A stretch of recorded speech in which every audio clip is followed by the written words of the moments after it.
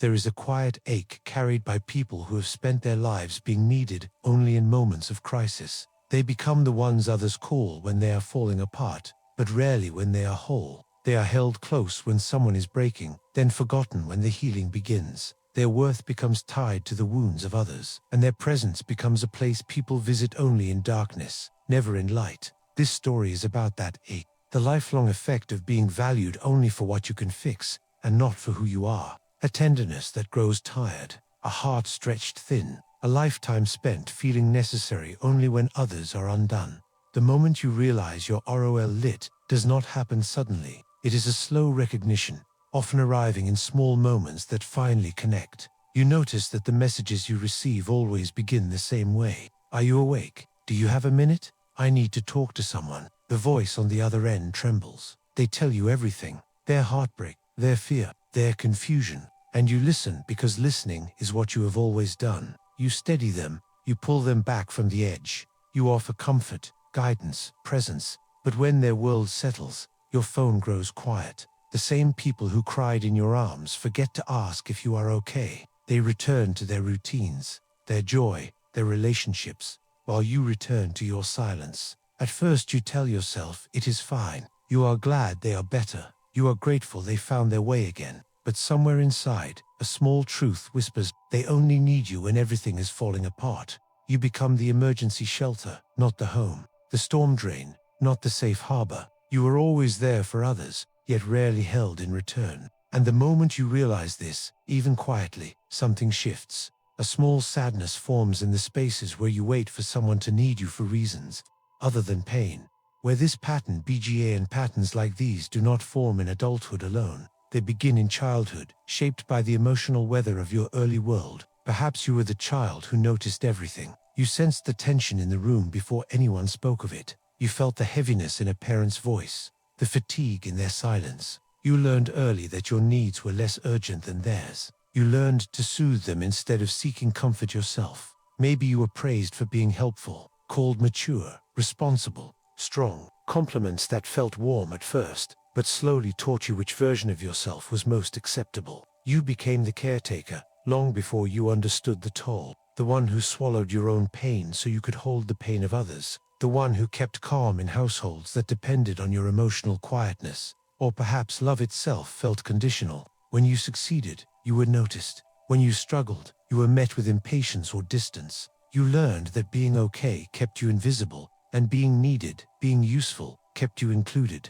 So you grew into someone who equated love with being indispensable. You believed that if you were not helping, you were not wanted. By the time you reached adulthood, your identity had already fused with this role. You were the strong one, the listener, the fixer, the safe place for people to bring their chaos. And though no one said it directly, the message had been carved into the quiet corners of your heart. Your worth lives in other people's brokenness. The psychology of being needed, for PA in the human mind, adapts to whatever ensures belonging. When being helpful becomes a survival strategy, your brain learns to scan for distress as a way to stay connected. You sense shifts in tone, expressions, moods. You notice what others hide. It becomes effortless for you to show up when someone is unraveling, because your nervous system was shaped to detect those moments before they even arrive. This creates a psychological loop. When people break, they reach for you. Their relief becomes your reinforcement. Their dependence becomes your identity. And even though it exhausts you, it feels familiar. It feels like purpose. Over time, your system becomes wired to be calm during crisis, but anxious during peace. Crisis gives you something to do. Peace gives you too much space to wonder whether you matter. This pattern also creates a painful asymmetry. People associate you with relief, not joy. They associate you with support, not celebration. You become emotionally available to others, but rarely emotionally received. And each time you are forgotten after someone heals, your brain registers it as confirmation that your value begins and ends at the edges of other people's suffering. The inner conflict of the unseen CAR take, AR inside. The one who is always needed lives a quiet contradiction. You want to help because caring is woven into your nature, but you also long to be cared for. You want to show up for the people you love, yet you wish someone would show up for you. You want to be strong for others, but sometimes the strength feels like a cage. You may tell yourself that you do not need what you give, that you are built differently, that you are fine without check-ins, without softness, without being held. But the truth lives deeper. You want someone to notice the exhaustion you hide. You want someone to ask how your heart is doing without needing anything from you. You want someone to stay when you have nothing to offer but your presence. This conflict creates a loneliness that has nothing to do with being alone. It is the loneliness of feeling valued only for what you can provide. And yet, even when you feel the ache, you continue giving. You continue listening, supporting, rescuing, because the alternative, pulling back, protecting your energy, asking for reciprocity, feels foreign, almost frightening. You fear being seen as selfish. You fear losing the place you hold in people's lives. You fear that if you are not needed, you will be forgotten.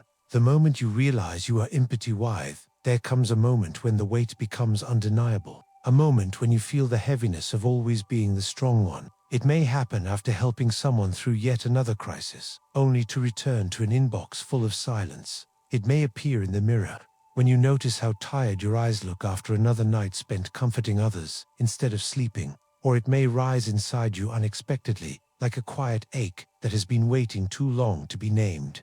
You feel it in your chest, in your thoughts, in the small corners of your life where your needs have been waiting. You realize you have become the emotional first responder in every relationship, but the last person anyone checks on when the storm has passed.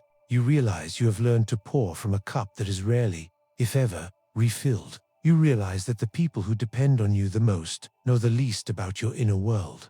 This moment is not collapse, it is clarity, the kind that brings sadness, but also honesty. You begin to see the truth you have avoided. Being needed is not the same as being valued. Being useful is not the same as being loved. The return to your own heart healing begins in quiet ways. It begins when you notice the ache instead of brushing it aside. When you admit that being the strong one has cost you more than you allowed yourself to feel. You begin to recognize the moments when you say yes out of fear instead of desire. You begin to notice the exhaustion behind your kindness. You begin to ask, softly, what about me?